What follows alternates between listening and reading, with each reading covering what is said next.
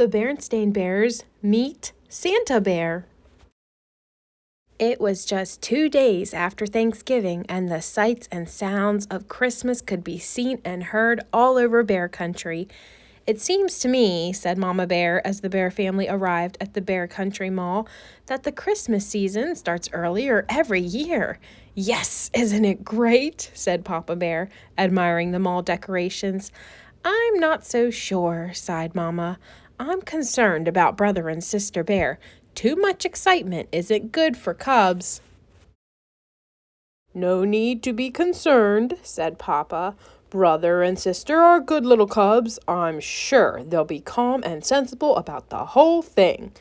But if Papa had looked at brother and sister at that moment, he wouldn't have been so sure. They were passing the big new toy store, and brother and sister didn't look the least bit calm and sensible. They had just come from watching Saturday morning television, and there had been lots of commercials for the new Christmas toys. Sister had wanted them all.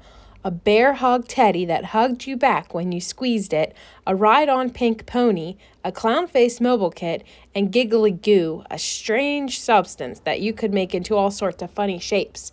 There had been some things that had excited Brother too, especially a remote-control robot that could stand on its head and a dinosaur molding kit. And there they were, right in the toy store window, plus lots more.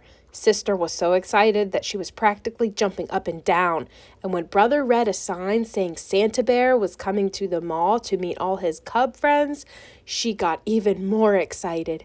"Santa Bear!" she cried. "Oh, Mama, may I come meet Santa Bear? Please, may I, please?" "In good time," said Mama, sighing again. "Calm and sensible, eh?" she said, looking at Papa. Sister Bear could hardly wait to start her Christmas list. She needed a little help from Brother with the hard words, but she didn't need any help thinking up things she wanted for Christmas. Over the next few days, the sights and sounds of Christmas became stronger and stronger, and Sister's list grew longer and longer. After a while, it looked like this. To see the rest of Sister's list, please turn the page. "You know," warned Brother, "if your list is too long, Santa Bear might think you're greedy and not bring you anything." Sister hadn't thought of that. "Santa Bear has a lot of cubs besides you to think about, all the cubs in the world."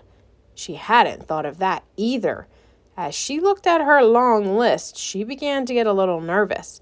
"Have you ever met Santa Bear?" she asked Brother. "Sure," answered Brother, who was finishing up his list, which was very short. "A couple of years ago, he asked if I'd been good. Then I told him what I wanted for Christmas and gave him my list, and that was that. It was fun." Now Sister was really nervous. She thought of all the times she hadn't exactly been good. The time she and Brother had gotten into a fight and shouted at each other. The time Mama's best lamp had gotten broken and they told a big lie. And the time they had let their room get so messy that Mama had threatened to throw away all their toys. "Oh, I wouldn't worry about those times," said Mama, giving Sister a little hug. "Santa Bear doesn't expect cubs to be perfect, just good." Then she said, "I hope you have your list ready because tomorrow is the day you are going to meet Santa Bear." Sister gulped. "It's almost ready," she said. "But what about your list for Santa, yours and Papa's?"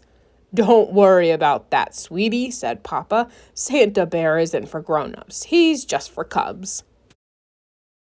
"Psst," whispered Brother. "Presents for Mama and Papa is our job, silly. Come on, let's see how much you've got in your piggy bank." Sister had just enough. Brother had enough and a little extra. That evening, Sister made a new list. It looked a lot like Brother's. When they got to Santa Bear's little house in the mall the next day, there was a line. While Sister waited, she began to think about Santa and what a hard job he had. She wondered how he took care of all those cubs. She wondered where he got all those presents. She wondered. Then, before she could wonder another wonder, it was her turn, and she was up on Santa Bear's big lap. "It's very nice to see you," he said in a deep, jolly voice. "Now, tell me, my dear, have you been good this year?" "Well," said Sister, taking a deep breath, "I haven't been perfect, but I have been good." Then she told him what she wanted for Christmas and gave him her list. Santa gave Sister and every other cub a souvenir coloring book. The cover showed him and his 8 tiny reindeer flying through the starry night. Sister's mind was so filled with thoughts about Santa that she almost forgot about the special shopping she had to do. But Brother remembered. They found just the right presents for Mama and Papa. Sister chose a fine new fur brush for Papa and a lovely new pincushion for Mama. Brother bought Mama a box of her favorite breakfast tea, and for Papa, a handy pocket calculator. "Look," said Sister as they were leaving the mall, "another Santa." She was right. There, ringing a bell, was a rather skinny Santa with a scraggly beard. Beside him was a big iron pot that said, "Help the Needy." "That's one of Santa's many helpers," explained Papa. "His job is to collect money to help the needy. Birds who need seed, squirrels who didn't put enough aside for the winter." The Bear family all put money in the pot. Sister had spent all hers and had to borrow some from Mama. Finally, the days and weeks of preparation and waiting were over, and it was Christmas Eve. "You know something, Papa?" said Sister as she helped hang the last holly wreath. "I've been thinking about Santa Bear, and what a hard job he has. How can he visit every cub in the world in just a single night? Where does he get all those gifts? And besides, how can reindeer fly? And how can the sleigh land if it doesn't snow? And how can Santa come down our skinny little chimney?" Papa took a deep breath, then looked up at the starry sky. "I guess the answer, my dear, is that Christmas is such a special time that very special, almost magical things can happen. And the most magical thing of all is Santa Bear. I'd say he has the best job in the whole world because the joy of giving is what Christmas is all about." "I suppose," said Sister, "that Santa could just skip the chimney and come in the front door." "I suppose," said Papa.